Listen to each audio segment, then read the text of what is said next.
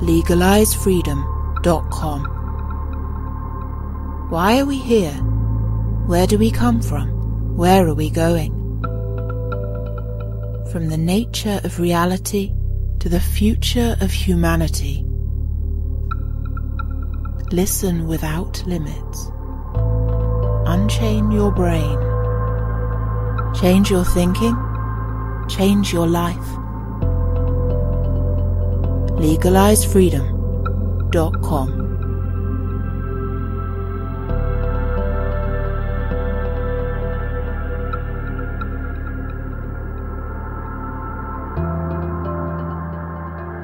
It is true, what many of you have heard. The machines have gathered an army, and as I speak, that army is drawing nearer to our home. Believe me when I say we have a difficult time ahead of us. But if we are to be prepared for it, we must first shed our fear of it. I stand here before you now, truthfully, unafraid. Why? Because I believe something you do not? No. I stand here without fear because I remember that I am here not because of the path that lies before me, but because of the path that lies behind me. I remember that for 100 years we have fought these machines. I remember that for 100 years they have sent their armies to destroy us. And after a century of war, I remember that which matters most. We are still here!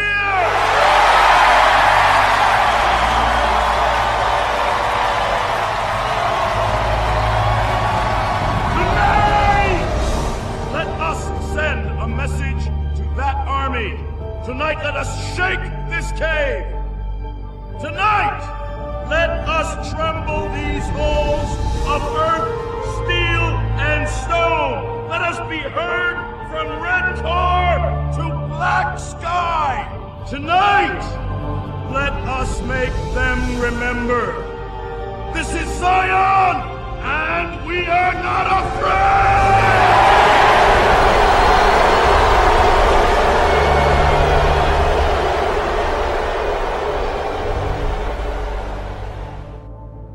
Greetings and welcome once again to legalizefreedom.com.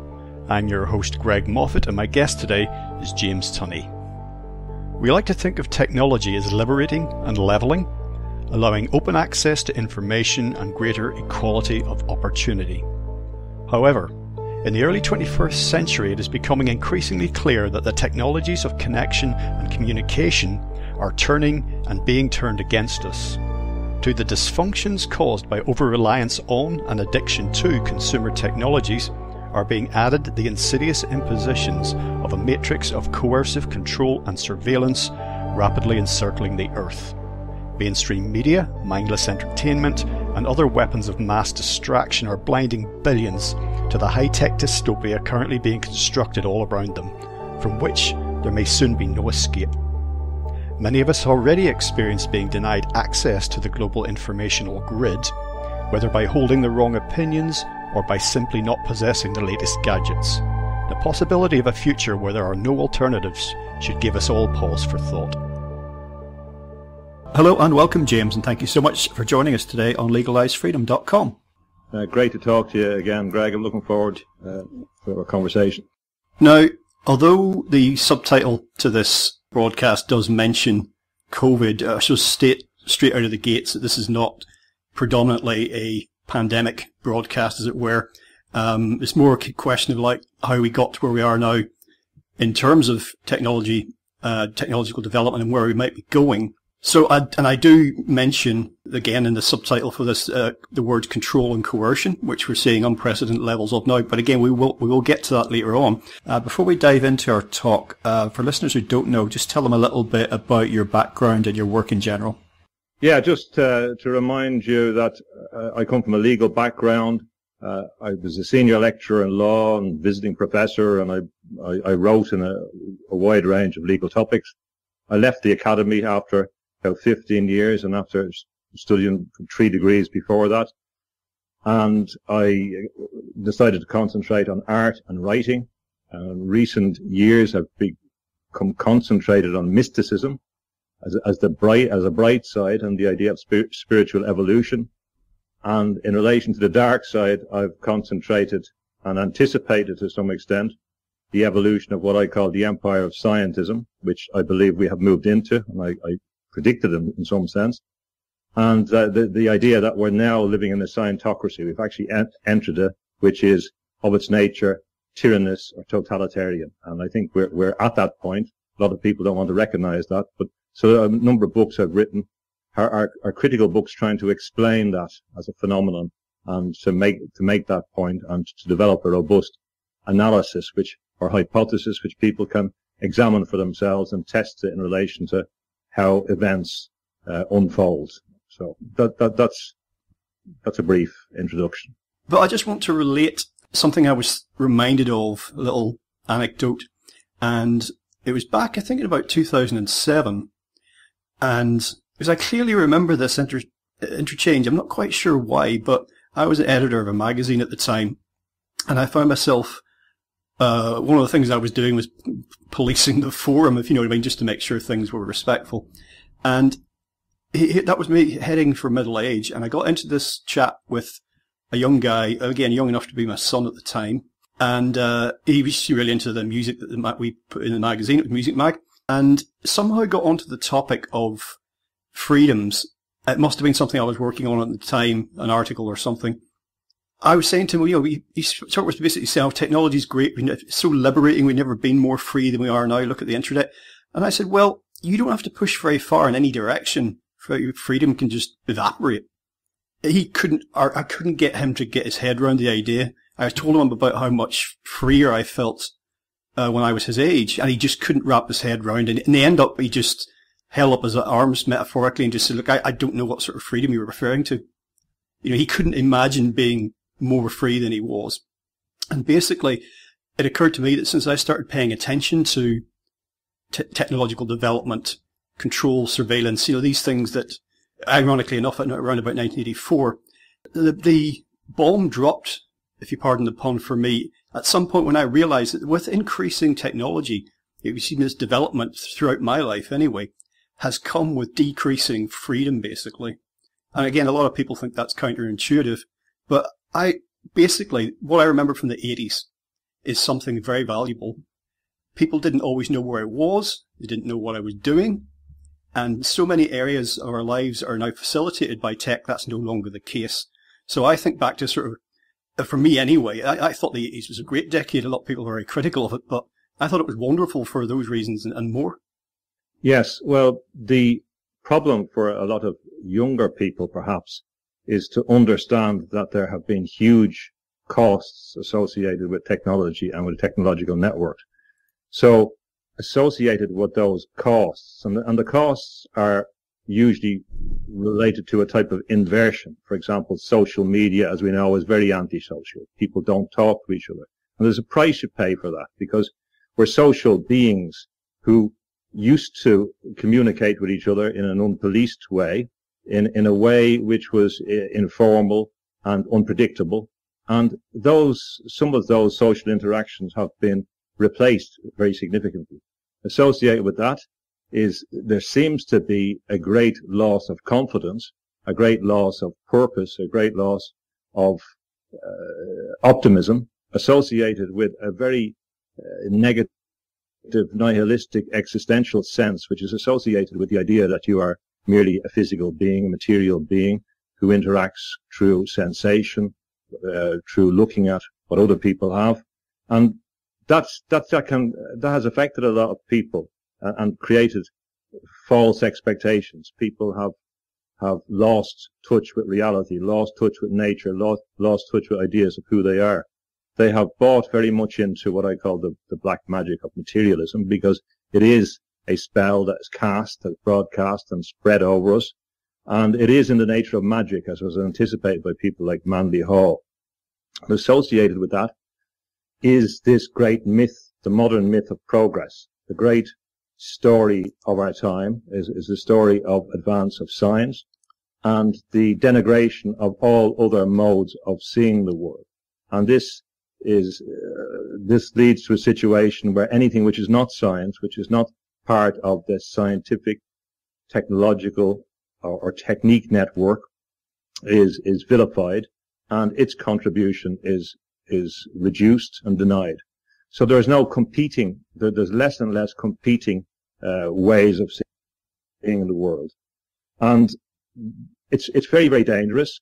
It's designed to be ultimately a prison system. The networks that are growing up are all in some way traced back to the military-industrial complex, which I call sometimes the security, industrial, military and pharmaceutical complex, because they're all fundamentally interrelated. We can see the military-industrial complexes behind the internet, a lot of these systems, even the airline industry. People forget that low-cost travel began with people like Freddie Laker during the Berlin airlift, and it was a use of military equipment initially for civilian purposes, which grew and served other purposes associated with selling the idea of globalization.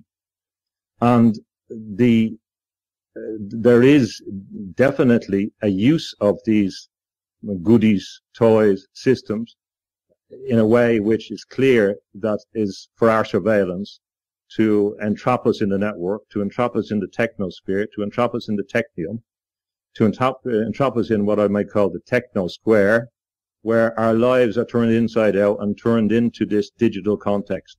So there are severe dangers that were anticipated by a lot of philosophers, a lot of thinkers. Even people like William Blake, we forget, which we might talk about again. So young people, in particular, for example, computer games and the amount of time people have spent on computer games and the costs of that, they're often ignored in context of the isolation and alienation of young people. Don't want to sound like a real old man talking, but I'm looking at the evidence and from what people are saying and from the behavior of younger people. And that creates a huge cost. So we hear all about the benefits. This is part of the propaganda model that Chomsky told us about, and that people, critics of the advance of technology, like Jacques Ellul or Bernard Charbonneau in France, wrote about. And Ellul, who wrote The Technological Society, a book which was critical for a lot of people, also wrote a book on propaganda, which explained about the nature of propaganda. These go hand in hand, and propaganda has to be pervasive. So it's not surprising that people don't believe that there are alternatives, because they're programmed from the time they're in school. People forget, and Ellul mentioned this, that the education system is a necessary element of the propaganda system. And this was a thing that was appreciated by people like, going back to in the 1916 in Ireland, the leader of the revolution, Pádraig Pearse, had written a book called The Murder Machine about how the British Empire used the education system to destroy the minds of children. So it's not surprising that people coming through this system have come out with the myths, with the mantras, and they can repeat them about the benefits of science, how bad religion is, how bad spirituality is, and their history can be rewritten to suit the purposes of the people who control us. Listeners can find my interview with Rupert Sheldrake on legalizefreedom.com. The interview also exists as a magazine article, which is also available to read if you prefer to do that. But he's been very critical of some of the things that you've been speaking of about, that science is, after all, done by people, human beings, and they've got all the baggage that we all bring through life, things that happen to us, and they're not just objective observers. Sheldrake pointed out how somebody's writing up an experiment, and they'll use these silly phrases like a test tube was taken, when they're describing what they do. Yes. Not I took a test tube or she took a test tube. It's kind of like they're automatons, and they're nothing in their mind or their emotions or anything like that comes to the table. That's what they like to think, but it doesn't work like that. And Sheldrake's famous run-in with Richard Dawkins is just really emblematic of some of the things he's been critical with. And basically Dawkins came out and said he wanted to get Sheldrake on a TV show, and he said, no, we're not going to talk about your ideas. I'm going to debunk your ideas. And Sheldrake was like, why would I want to be part of something that's debunking my own ideas? You know, are you going to let me speak or not? And Dawkins said, no. You know, this is a debunking program. So Sheldrake said, okay, forget it. He actually thought Dawkins was serious about talking to him. And another thing that we feel that we have to do sometimes, I don't know if you do, is you have to presage these things with, I'm not anti-science, but it's like you have to explain yourself. You know, you have to say I'm pro-science, but here I'm critical of this particular aspect of it. And it really is like a modern witch hunt these days, you know, and I use that analogy advisedly. You know, for anybody who expresses any of the things that you have put there, I'm not sure about this, you know, maybe this isn't such a good trend. If it's anything to do with science, you would get shot down in flames very quickly on the aforementioned anti-social media, of course. Yes. Yeah, and even I have the greatest respect for Sheldrake, and I love his work, and other scientists of that nature, the post-materialist kind.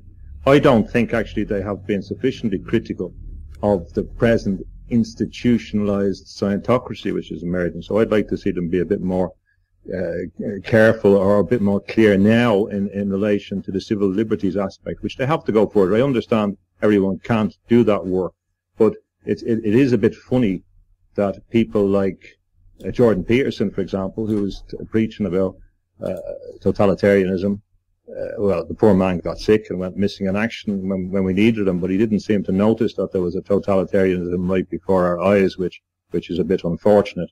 So I think we need more and more of those critics who are critiquing the scientific model to come forward as well in relation to the actual scientocracy that we're getting, because here we have all their fears being manifested in institutional systems. All the arguments that that Sheldrake correctly identifies are now manifesting themselves in realpolitik. So it's not a matter of prediction anymore. It's not a matter of looking into the crystal ball. We're not doing what Jacques Ellul was doing. He described where technique was going, where technology was going, and he anticipated a global totalitarianism associated with technology, as other people did, Gunther Anders, for example. But now we're seeing the institutional manifestation and the tactics and strategy being manifested before our eyes. So, for example, whatever way one wants to look at the COVID context, there's no doubt that the response to the COVID context has been draconian, has been disproportionate, and has been utilized for other purposes, which are consistent with what scientists from the 1920s, like Bernal, said was going to happen, or which H.G. Wells directed us towards as a policy. He said it was an open conspiracy, that they were going to establish a new world order, in his words, and that they would use kind of biomedical directorates to allow scientists, the scientific elite, to rule the world out their wisdom, and then to happily experiment, or as Bernal said, you know, to satisfy their curiosity, and their curiosity would triumph over their humanity. So it's going to become clearer and clearer to some people, but people have been so brainwashed, and people are so happy with bread and circuses, that the big issues for them are whether Newcastle is taken over by the Saudis, for example, and they seem very, very glad that Tyranny's government has taken over a club. I don't understand that. I've never understood, well, in recent years, how people continue to support these major corporations that have no real local interest, save siphoning money off the public and keeping them in a stupefied state. But that's what people choose in the context of what's happening. There are serious issues that cannot be avoided, and people have to pay attention to them, because distraction and inversion are two of the main strategies associated with the endeavour to establish a scientocracy. Now, I think we've moved into I've concluded that we've moved into the scientocracy in January 2020. I think it's quite clear that the coordination, the consistency of action, the lack of opposition, the correspondence between the left and the right, or the supposed left and the right, the materialist on both sides, the left hand and the right hand of the one corporate body, the what you might call progressive neoliberalism, note the absence in this of the people who used to be the left who used to be anti-globalism in the past. They've united in the effort to create this empire of scientism. And an interesting point is, in the book I wrote about Blue Lives September, I had this lockdown and curfews in London. This was before it happened, but they were prefigured by lights on the strange lights on St. Paul's Cathedral on the dome. And I only discovered recently that on the 28th of November, on William Blake's birthday in 2019, they projected a picture of one of his figures, the Ancient of Days, on the top of St. Paul's. And the funny thing is, we want to call it funny, the ironic thing is that his Ancient of Days was not God, as people think, because it's a man with a beard. It's a man with a beard. People recognize the image, and his dividers or compass on the dome of St. Paul's. And this represented for him, your reason, or eurism, representing the rational faculty, which left to its own devices would be satanic. It was equivalent to satanic. So for me, it was an conscious indication that reason, rationality, the measurers, the quantifiers were coming to power. Now that it is a symbolic representation of that, but it's difficult to interpret otherwise for me. I'm not saying that people directly did that, intended it to it, but in an unconscious way, it kind of prefigures and anticipates the move into scientocracy, which we have moved into. Well, I can't remember which Olympic opening ceremony it was, maybe the last one that was in London. Did you see that freak show of people running, like, hospital wards? It was like a dance routine or something. It was just like, what the hell? I mean, even if what was happening now wasn't happening, it's still just weird. Like, what sort of mind, what comes up with this, you know? It's meant to be opening of a big series of sporting events, you know. The entertainment industry is about holding attention, and holding attention is necessary to distract us. That's what its objective is. Bread and circus, we know, going back to the Roman era, and Etienne de la Boétie in his essay about servitude, and when he's trying to understand why so many people give up their freedom for so little, emphasize how freedom could be purchased by trinkets by the authorities, and people have this strange desire. Now, I've characterized that as similar to a kind of bondage relationship where dominance and submission. And I've been interested in that, not personally, not as a practitioner, and I don't criticize anyone that does, but I think that has become a motif of our time. And we go back to the time of Madonna and that era, like a virgin, etc., when they're changing, if you like, that strong archetype in Europe, the Virgin Mary, etc., they're changing it into a commercial icon. She's becoming an icon, Madonna herself. And there was that, the erotica album and all that, where bondage became a key issue. And I was curious about why that became so important in fashion and a whole range of topics. And in many ways, it was a kind of priming for our slavery. The idea that, continuing on from Huxley, slavery is good. You can be a slave. It's nice. Submit. Be obedient. It will be pleasurable for you to submit to the dominant forces. That idea, which I call tech bondage, and the idea that we're moving into tech bondage, is another idea associated. There has been this priming that has been going on for a while. If you want to establish an empire and maintain an empire, you're talking about long trajectories. People find it difficult to believe that people can make plans over generations. But if you look at the scientific endeavor, the Enlightenment, going back to Francis Bacon, through Locke and all them, they were involved in an empire. If you want, depending on when you want to start the British Empire, you could start it with the magician John Dee and his magic ceremonies to invoke an empire, going back to the Elizabethan period, and the use of course, remember that the Navy and these forces are effectively pirates. They're pirating ships on the high sea. This is another function of that control system. But the empire was very, very successful.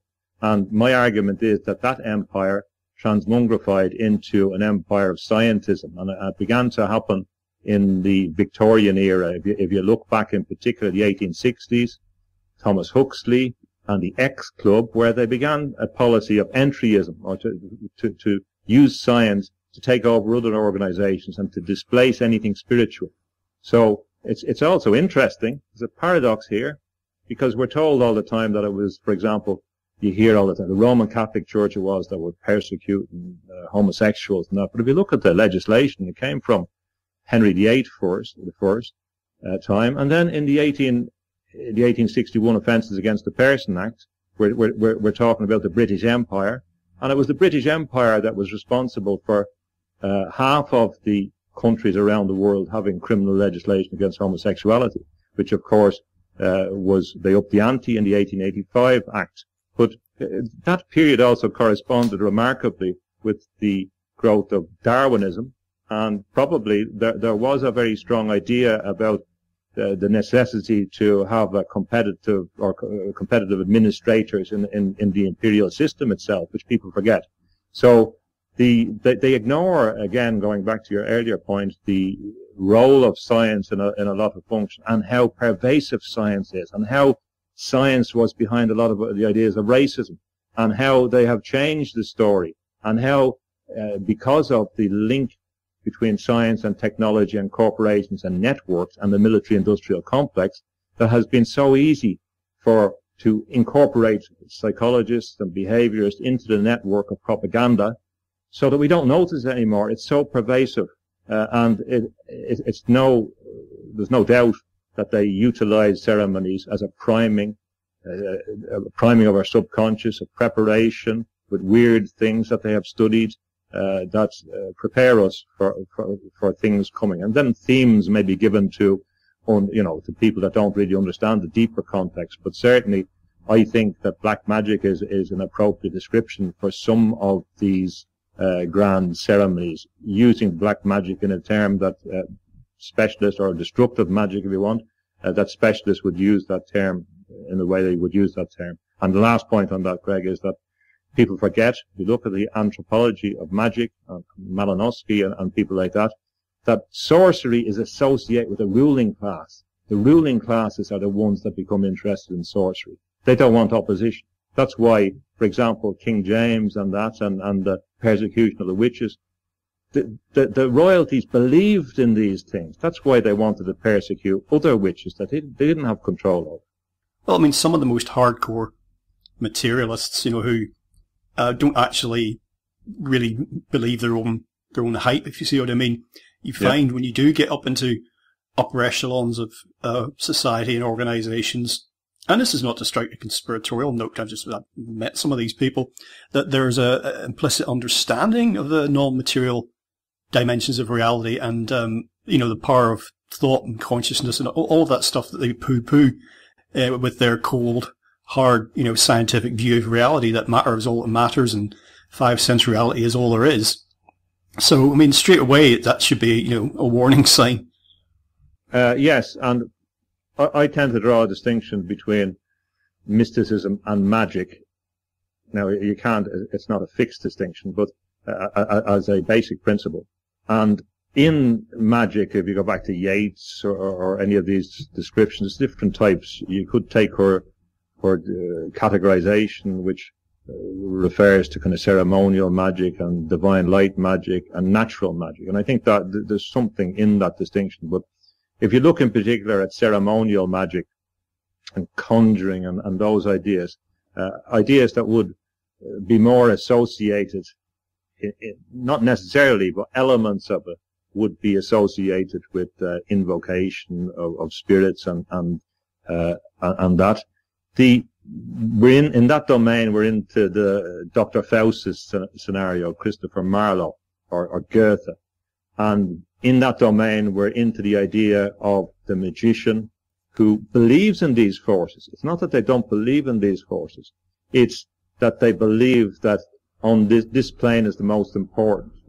For some people, Aurobindo links that to the idea of supermanhood or superpersonhood, and he describes that as the the illegitimate left-hand path, where you're using your will to achieve power on this level, and you're willing to forgo whatever consequence will follow in the afterlife. It's not even that they disbelieve necessarily in the afterlife, but there's also a connection sometimes between the powerful psychology of magic and for people that don't believe even in the spiritual dimension, the idea that these are powerful psychological forces that can allow people act in a different way, enter a different character, and manifest power, because the link between magic and science is well established, as people like Arthur C. Clarke mentions.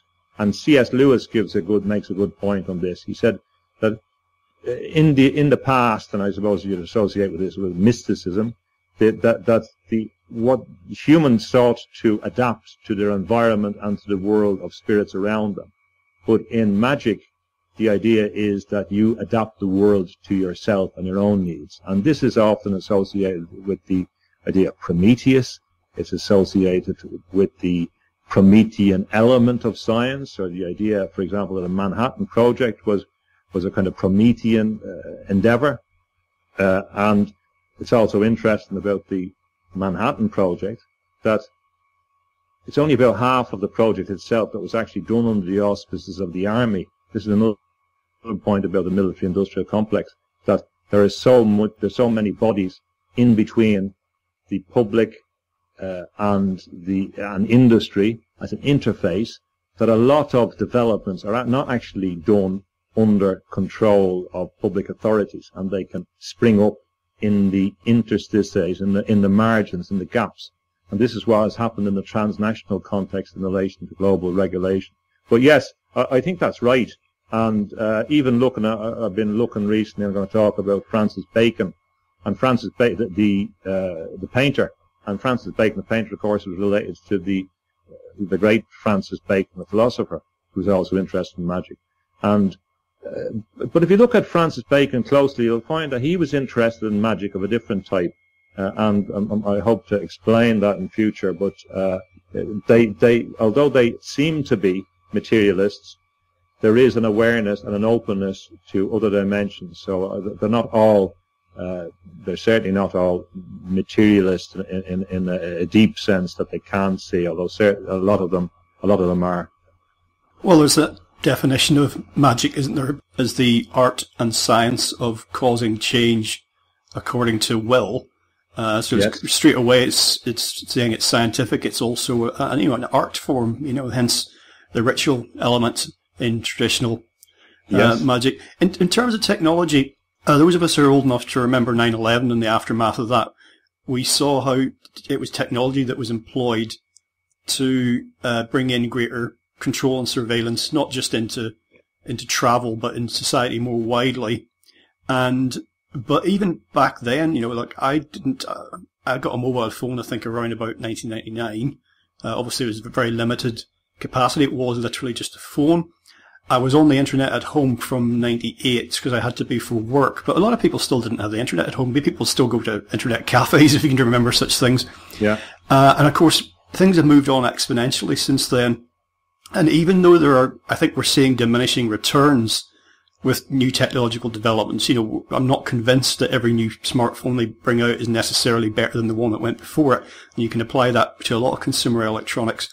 But things have moved on so much, and this matrix of control and surveillance that we're generally talking about, of course, that was already underway, and there were things that came into play, rules, regulations, ways of doing things, systems, after 9/11 that we were specifically told were temporary measures, and of course, they're still with us. If you'd said to me before 9/11, a day will come when you're going to have to take off half your clothes and go through a full body scanner, and you won't be allowed to take a bottle of water through security, I'd have said, pardon the pun, I said, that's not going to fly.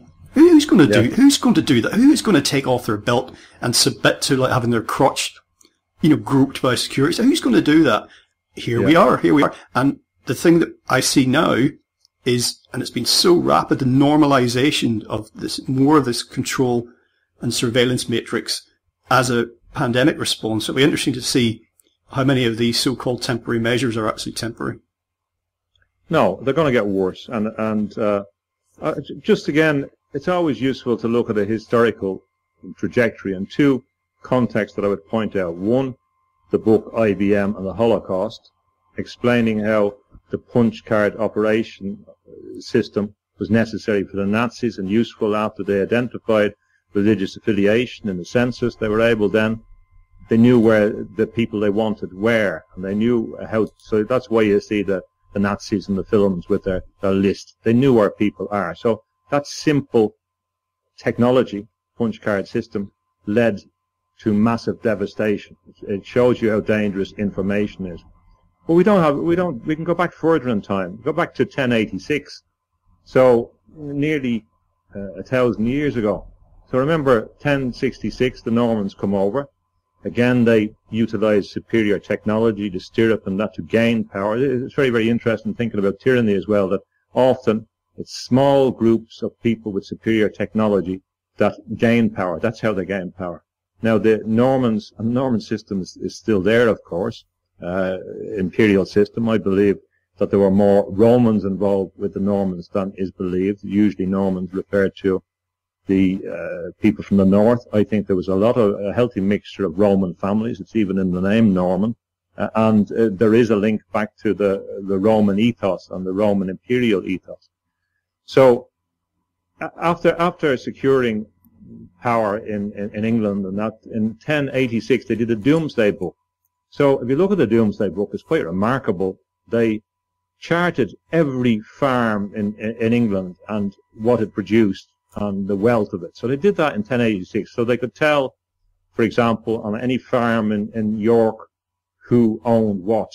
It was a remarkable information data gathering system.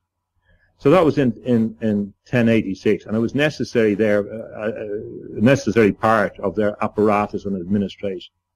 Imagine what they're going to do now with all the information they have on us. They are turning us inside out. They are using us as guinea pigs. A lot of the new theories and conscious agency and that are really coming about, in my view, from study of what's happening and how we behave. And the algorithms are not only feeding us stuff often that we don't want, but they're lifetime experiments on us.